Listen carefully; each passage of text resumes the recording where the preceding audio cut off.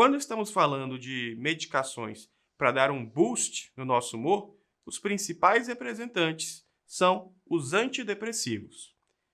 Dentro dos antidepressivos, temos três famílias principais: os ISRS, os duais e os tricíclicos. Os mais polivalentes são, sem dúvida, os ISRS e também os mais cobrados na prova de residência.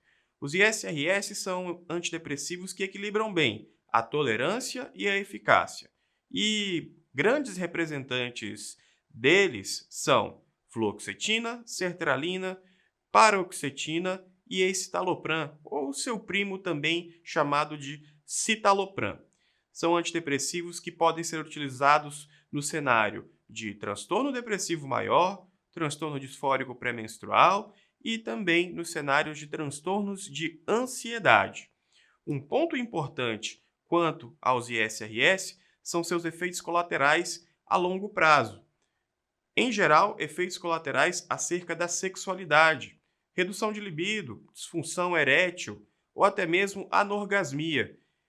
Efeitos colaterais que costumam ser regredidos, ser revertidos quando se interrompe a utilização das medicações. Outro aspecto que deve ser mencionado é que quando iniciamos um tratamento com os ISRS, uma ação mais ativadora vem à tona.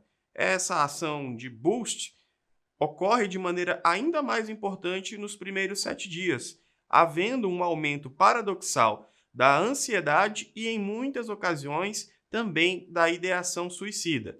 Este aspecto não tem sido tão cobrado nas provas de residência, mas já aparece em alguns questionamentos. As ações terapêuticas dos ISRS costumam, por sua vez, acontecer quando estes efeitos colaterais iniciais já estão diminuindo, ou seja, por volta da 3ª semana de tratamento. Mas nem sempre os ISRS são universais ou podem ser utilizados em qualquer situação. Existem situações em que nós precisamos de um perfil um pouquinho diferente, um perfil ainda mais ativador.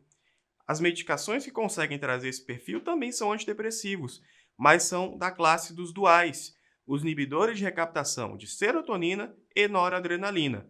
São medicações que constituem-se uma família bem menor do que a dos ISRS.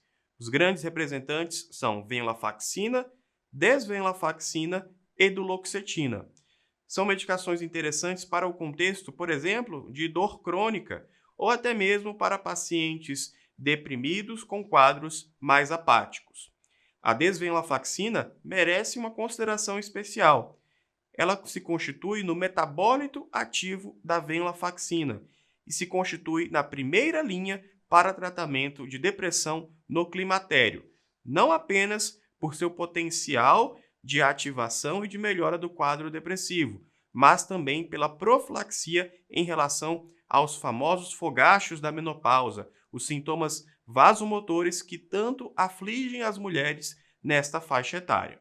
Os duais são os moderninhos, são medicações mais recentes, porém tem algumas que nunca perdem a sua majestade.